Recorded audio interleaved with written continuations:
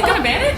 TikTok and WeChat. And WeChat? And WeChat, it's absurd. They can't ban WeChat. You can't do that. Yeah, it's absurd. Yeah. Sorry. That was a tangent.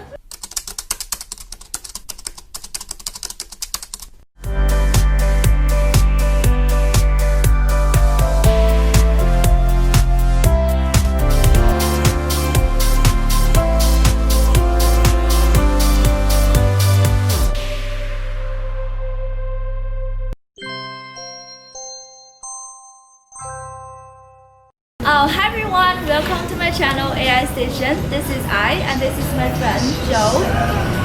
Hi, I'm Joe. Hi. So we know each other from Joe's class. I went to her Pilates class. She's an instructor at the Student Recreation Center at UNC. And today I finally invited her to my channel to talk about the culture difference because she has a very special background. My full name is Joanna. I'm from New York City and I came down to Chapel Hill for college. I was born in New York and then I lived the first 4 years of my life in China, actually in Guangzhou, because I was raised by my maternal grandparents. And then I came back to the States when it was time to go to school. Do you have any memory about your time in China? There were banana trees. I remember that I used to love drinking this like liquid yogurt that if you've ever been to China, you know what I'm talking about.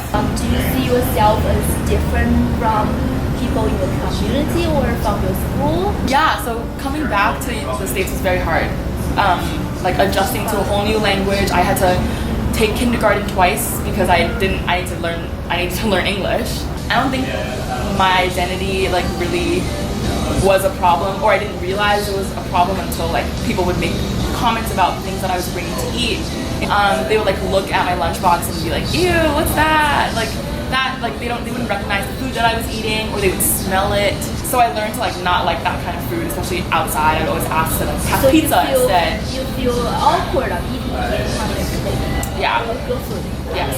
So what do you say to your parents? Yes, I asked them to stop packing me what they were packing, and I asked them if they could pack like sandwiches and like pizza instead, which I kind of regret now. But so in the process, you kind of wanted to be more like them. What yes. you eat, and you wanted to be like, okay, I'm American. I eat what food you eat instead of what I eat with my parents. Yes, absolutely. Is that only food, and is that also something else?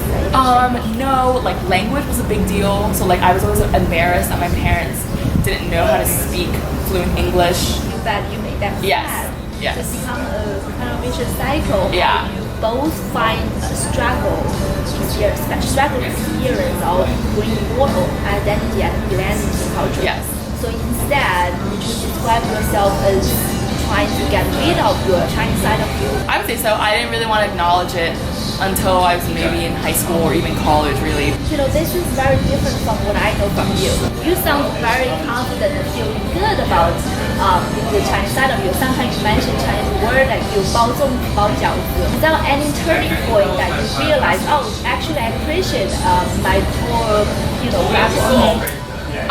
I say it's when I realized that I couldn't really have a deep conversation with my grandparents because it's too late for them to learn English, but it's not too late for me to learn Chinese. For the first time like in my life, I was motivated to learn Chinese for myself, and I met all these kids who were just like me. Pronunciation was fine, but grammar, we needed help with that. So that class was like perfect for all of us. So a lot of students, a lot of peers at your class, they had the same experience as you are, where they also find struggling and denying of their own first culture. Yeah, but then I'd say so. They miss it and they want to pick it up at some point. Yeah. Would the motivation be always family or some other motivation you hear? I definitely heard career as a big motivation now that like China is becoming a bigger and bigger business partner for the United States. People who want to go into business also really want to get Chinese. Tell us some funny things about New York. I miss good bagels. They have bagels here. The bagels here are just, they're sometimes too thick. They're like not chewy enough. They're not toasted right. They don't have pumpernickel bagels, which are my favorite. Sad. Yes, many different things are wrong. I miss good New York pizza. That I really miss. Oh yeah. They don't really have good New York pizza here. here. Is wrong completely. Completely wrong. Yeah. It's like Chicago pizza here. Yeah, it's sorry way too Chicago, thick. but But it's like not even fully deep dish. It's just like this weird combination where the crust is really thick and there's not a deep dish pizza. So it's just bad. We can totally start another episode about this. Yes. And I miss New Yorkers being like really fast walkers. I'm a very fast walker. Oh, yeah. I like to get in, get what I need to do, and get out. And people here want to have a nice conversation. Right. So speaking of idioms, I did a little research. So Okay. And let's see how much of these are actually true. Okay. People say you are such a fob. I never got called that because Good. I was clearly not a fob. I think this is from like people who are like teenagers or Yeah, exactly. Like they have way more Chinese ways of like talking, dressing. Like it's very easy to identify those people. Yeah. And about the word dumb, like you use that a lot of places not to describe something really bad, but actually extremely good. Yeah, so New Yorkers will say dumb for like as an adverb to describe like other adjectives. Dumb is like good. It's like very. What about it's break outside? Break is like a stone break. It's brick outside? I've never heard that. It means it's really cold outside because bricks are cold. I've never heard that. It's literally, but a lot of English words is like that. Okay, yeah. The last one. Okay. It's kind of like emotional, but it said I was tight yesterday. I was tight. That means like you're angry, right? Sort of. I know you are a very action person. You're getting a degree in Chinese. What is it? Psychology. Psychology. You're doing psychology. Yeah. I had no idea. I thought you were doing. Okay, so right now I'm majoring in psych and minoring in chemistry and business, and the goal is to one day go to med school and become a child and adolescent psychiatrist.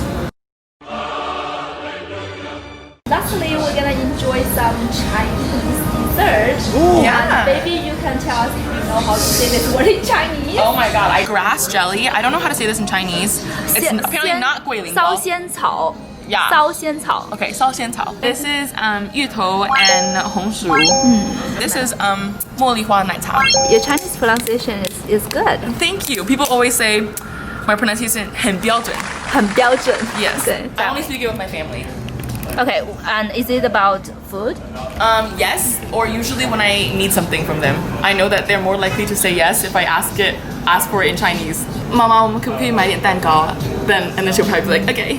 That's pretty. Yeah. Thank you, Joe. This is so lovely. Thanks for having me. And next time, I really want to Pilates with me. Okay, Maybe great. we can Look forward to that. Look forward to that. Thank you, everyone, for coming to my channel. We had a good time together. And don't forget to thumb up if you like it and subscribe my channel AI Station. See you next time.